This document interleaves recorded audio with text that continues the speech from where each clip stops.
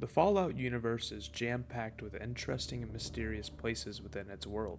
From towns and cities to desolate wastes and pre-war marvels, there is plenty to explore and learn in this universe. And among the most interesting places, there are the vaults. In the Fallout TV show, we are introduced to a few new vaults, but today we will be focusing specifically on Vault 4.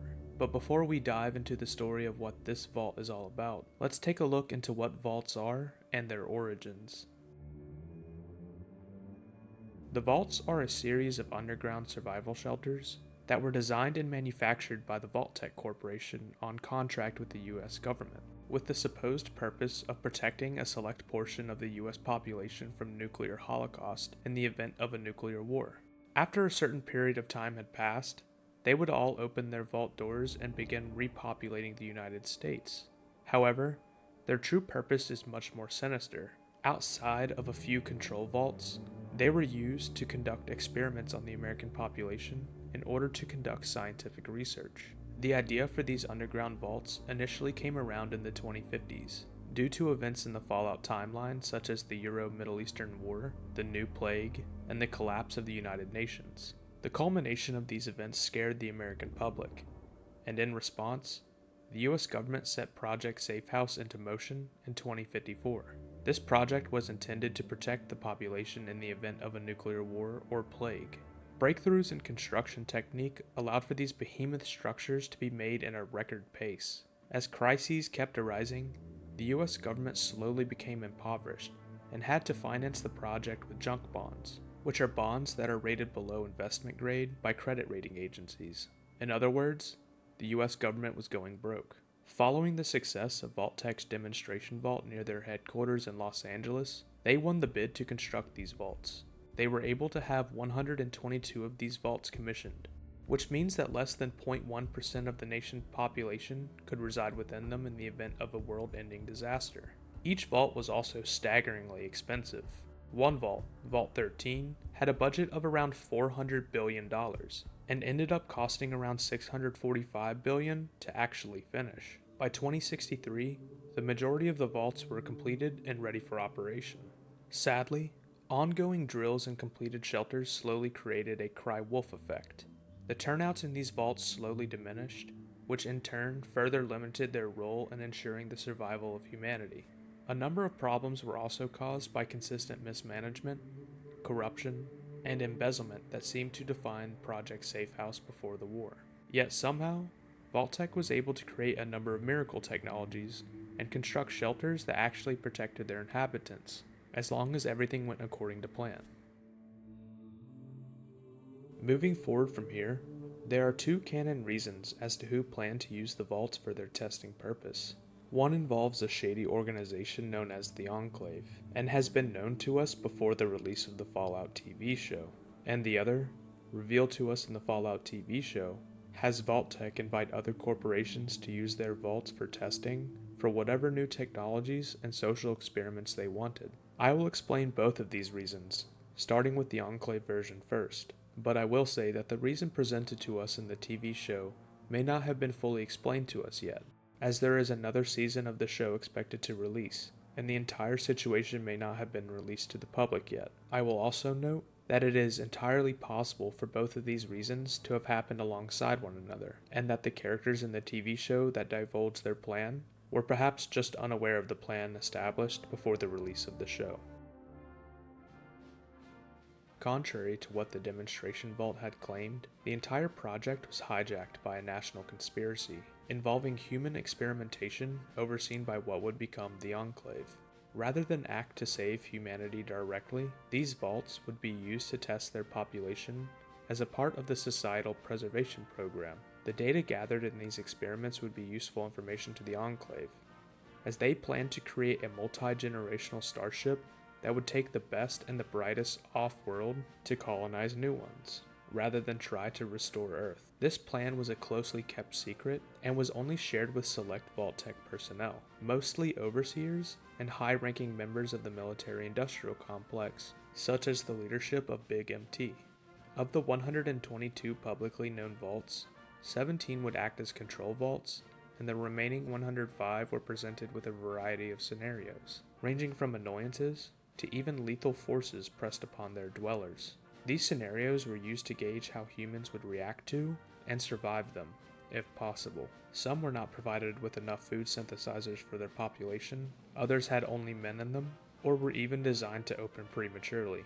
Each of these unique circumstances would provide vital data for the spaceship construction, helping the Enclave to figure out how to sustain people for hundreds of years in cryogenic suspension and generations of the crew necessary to maintain the ship, how to create sustainable, closed ecosystems to grow food, purify water, and maintain breathable air. And in the case of control vaults, to test how recolonization of the surface using a vault as a base could work.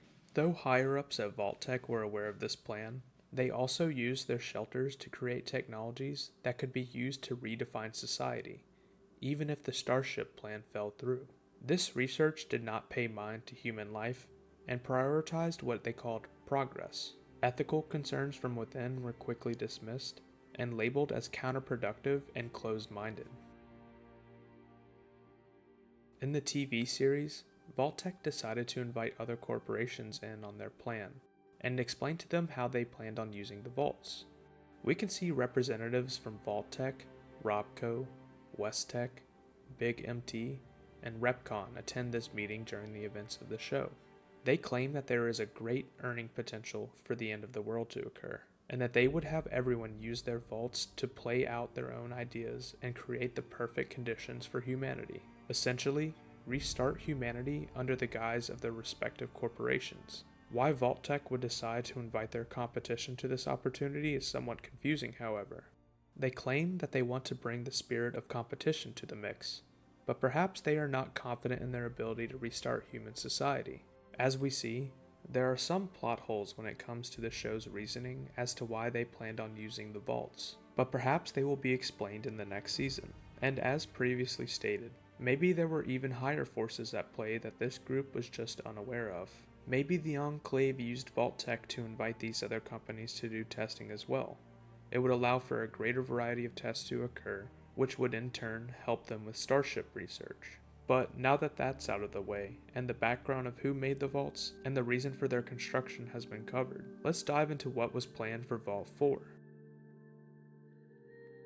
Prior to the Great War, Vault 4 was featured in advertisements with vault orientation videos starring Cooper Howard, also known as the Ghoul, one of the main characters in the Fallout TV show. The experiment for this vault was publicly revealed in these advertisements.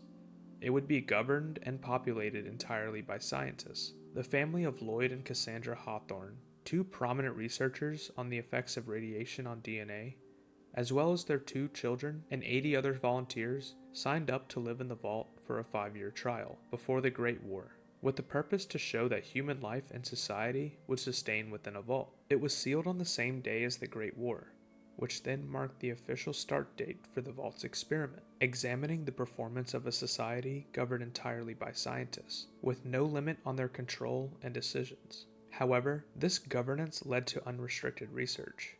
This includes human testing, which eventually led to the scientists' downfall. They lured unexpected wastelanders into the vault, likely using the repurposed chute in the Hawthorne medical laboratories that the vault was partially constructed under. Quick note, this chute existed because Hawthorne Medical Laboratories was the subsidiary to Vault-Tec. We can also infer that Lloyd and Cassandra Hawthorne were the founders of this institute, as it also shares their name. The scientists began subjecting these captives to mutation experiments, hybridizing humans with radiation-resistant species, leading to the creation of creatures such as gulpers. We see one of these creatures in the wild when Lucy McLean initially loses the head of the Enclave scientist, Wilzig, in episode 3. Each of the experiments in Vault 4 were carefully recorded for analysis, as in episode 6, we can see one of these victims give birth to a school of gulpers, who proceeded to eat her alive in the birth tank. The cruel treatment of their hostages eventually led to a rebellion by their subjects, who unleashed the mutated victims onto the scientists. Overseer Hawthorne and his wife tried to barricade themselves outside the specimen laboratories, but the gulpers managed to break through the barricade, eating them both alive. In the Overseer's final log, He was unapologetic, insisting that hybridizing humans with radioactive resistant species still had potential, as did a society governed entirely by scientists. With the Vault in full control of the former test subjects, they decided to use it for the betterment of humanity, establishing a democratic system and instituting a policy of accepting refugees from the outside world, turning them into Vault dwellers. The victims who could not be cured of whatever experiment they were subject to were placed in cryostasis chambers on the 12th level until they could come up with a cure for their condition. The survivors would keep the Vault active and well maintained through foraging parties that went to the surface. These parties would bring back gear, spare parts, and other necessary things to maintain themselves in the Vault. They also eventually found out that the mutations they gained were hereditary. These mutations range from extra noses, glowing eyes, and in the case of the future overseer Benjamin, a single eye instead of two. Later generations of this Vault actually viewed themselves as Vault dwellers, and the fact that they were mutants seemed to have little to no effect on the general faculties of the Vault. An example of this is the previously mentioned overseer Benjamin. He was related to the Gulper, his great-uncle Peter, that killed the Hawthorns.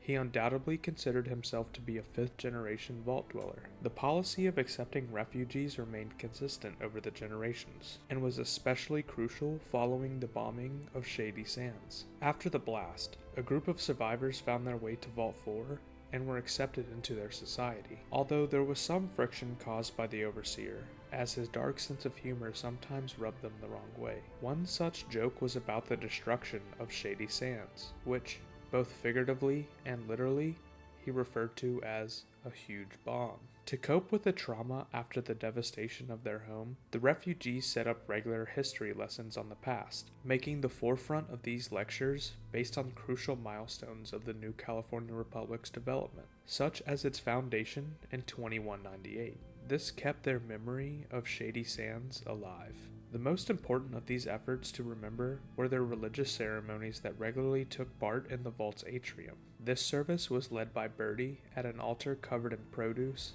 candles, and pictures of the NCR president, Aaron Kimball. It also included ritualistic nudity and covering themselves in ashes and blood in the ones who had fallen in Shady Sands. This was to symbolize the bringing back of their people and the lost city. They also revered the Flame Mother, also known as Lee Moldaver, who they knew as an NCR commander and believed to be their future salvation. However, the mutant inhabitants did not want to take part in this activity as it was extremely cult-like. In 2296, after Maximus was shot by a fiend, Lucy took him to Hawthorne Medical Laboratories to find medical supplies to treat his wound. However, they were trapped and dropped down the hatch that was previously used to capture test subjects for the original scientist dwellers. They then woke up to find themselves in Vault 4, and that Maximus's wounds had been treated by one of the Vault's doctors. They were also required to wait a short period in quarantine before they were allowed into the rest of the Vault. While Lucy was ecstatic to be in a Vault again, Maximus felt unsettled due to how happy everyone seemed within, believing it to be a cult. Later, they were then greeted by the Vault's overseer, Benjamin, and his one eye immediately threw off Lucy. She began to notice some of the visible mutations that some of the other dwellers possessed. Her subsequent meeting with the overseer also ended on a sour note, as he told her his joke about the bombing of Shady Sands, on top of her asking what was on the 12th level of the Vault. He became visibly uncomfortable from this question, and politely throws her out of his office and instructed her to stay out of it. After also witnessing the ritual for Shady Sands and Lee Moldaver's likeness, she resolved to investigate level 12.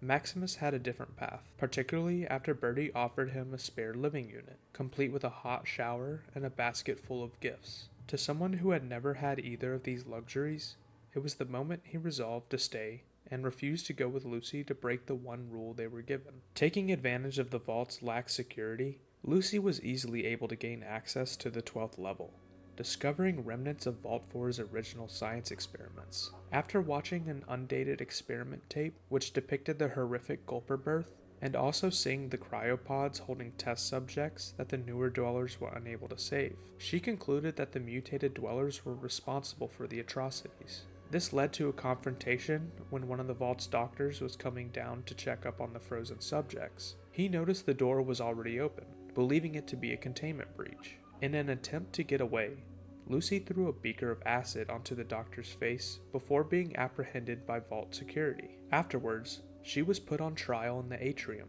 and they explained to her the story of the Vault. Despite her ignorance of either Vault 4's story or the experiment at Vault 33, her home vault, she was condemned and put on trial. They decided to put her to death by means of banishing her to the surface with 2 weeks worth of supplies. The elaborate banishment ritual involved a dull execution sword, which was one of the factors that led Maximus to wrongly believe that they were trying to kill her. He proceeded to steal the Vault's power plant fusion core to power up his T-60 power armor, which the dwellers had recovered shortly after their arrival. He then interrupted the so-called execution, injuring several dwellers before Lucy intervened and explained to him the situation. Despite the incident, no further consequences were imposed, aside from banishing them both to the surface. The dwellers did not risk recovering the fusion core, despite that their backup power would only last a few days. Rather than doom the Vault, however, Lucy convinced Maximus to return the core down the hatch and abandon the power armor. And this concludes everything we know about Vault 4. Let me know if I missed anything. Perhaps we will learn more later in the following releases from the Fallout franchise. What are your thoughts on Vault 4? Do you think they will be seen in the next season of the Fallout TV show? Would you have returned their fusion core if you were in Maximus's position? And what are your thoughts of the NCR survivors that now live there? Let me know in your comments down below, and as always, thank you for watching, and please like and subscribe for more content.